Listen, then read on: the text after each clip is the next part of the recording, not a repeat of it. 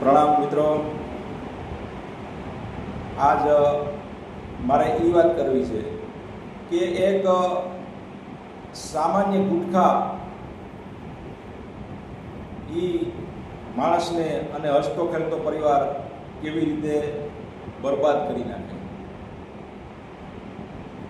હવે બીજી કંઈ લાંબી વાત નહીં, પણ સીધી જ વાત કરું કે એક પરિવાર હતો અને એને એક દીકરી હતી। દીકરી બહુ લાયકી હતી, ભણી ગણીને બહુ હોશિયાર બનાવી અને દીકરી ભણવાનું પૂરું કરી લીધું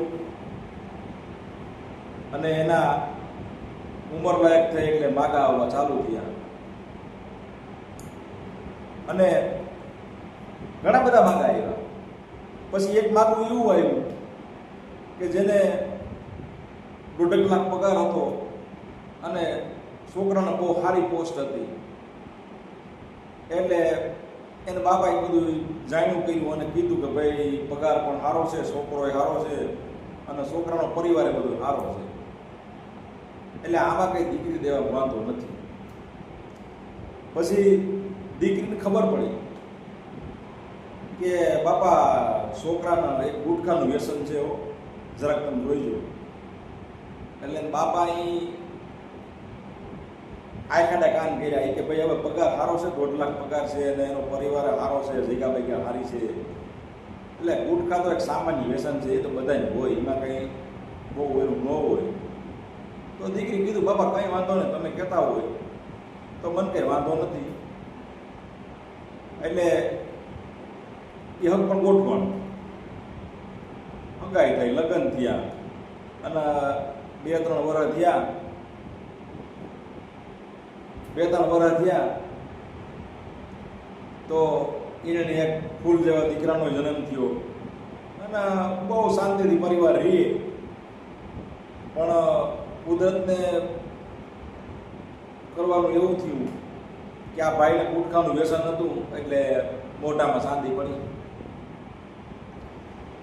શાંતિ મટી નહીં એટલે દવાખાને બતાવવા ગયા તો ડૉક્ટરે બાયોપ્સી કરી અને એમાં 4થા સ્ટેજનું કેન્સર આવ્યું। એક સામાન્ય ગુટખાથી પછી આખો પરિવાર ભાંગી પડ્યો। હસતો ખેલતો પરિવાર હતો, 2 વર્ષનો દીકરો, એને 2 માણા કમ્પ્લીટ રહીએ અને આખો પરિવાર ભાંગી પડ્યો। પછી એક બાપાને દીકરી કીધું કે બાપા આવી રીતે થયું। બાપા કાંઈ વાંધો નથી દીકરા, હું કરું, કુદરત અમે કોઈનું કે હાલે નહીં। એટલે પછી એની સારવાર કરાવી। 4થા સ્ટેજનું કેન્સર હતું, સાહેબે કીધું હતું કે ભાઈ આમાં બહુ કંઈ લાંબુ નથી, 4થા સ્ટેજનું કેન્સર હતું। ને કે મોઢાના કેન્સર ઘણા બધા સક્સેસ છે, એવું નથી કે બધાય માણસ મરી જાય, બધાય નથી મરતા। મોઢાના કેન્સરમાં ઓછે ભાગી માણસો મરે, પણ આર્થિક રીતે અને માનસિક રીતે એનો આખો પરિવાર ભાંગી જાય। કેન્સરનું નામ પડે એટલે આર્થિક અને માનસિક રીતે આખો પરિવાર ભાંગી જાય। પણ આમાં કુદરતને એવું કરવું અને આ ભાઈનું અવસાન થઈ ગયું એટલે દીકરી એને બાપાને કીધું બાપા હવે મારે શું કરવાનું, તમે એમ કહેતા હતા કે ગુટખા એટલે સામાન્ય વ્યસન છે, હવે આ સામાન્ય વ્યસની કેવું વિકરાળ સ્વરૂપ ધારણ કર્યું, હવે હું મારો દીકરો નોંધારા, અમારે શું કરવાનું? એના બાપા પાસે તેથી કંઈ જવાબ નહોતો, દીકરીને આપવા માટે કંઈ જવાબ નહોતો કે સામાન્ય ગુટખા એટલે હું। એટલે મહેરબાની કરી અને કોઈ ગુટખાનું વ્યસન હોય કે પાન ફાંકીનું વ્યસન હોય, દારૂનું વ્યસન હોય, આવા દીકરી દેવાય જ નહીં। શોખીન છટ વાત, આપણે આપણી દીકરીનું કે આપણા સંતાનનું જો ભલું ઈચ્છતા હોય તો આવાને દીકરી દેવાય નહીં। આ તો વાયમાં નાખ્યા જેવું થયું। ભલે આપણે ઘણા સલાહ દેતા હોય કે વ્યસન ન કરાય એટલે ઘણા આપણે કહીએ કે ભાઈ ફલાણા ભાઈને કેન્સર થયું હતું, એને ક્યાં વ્યસન હતું?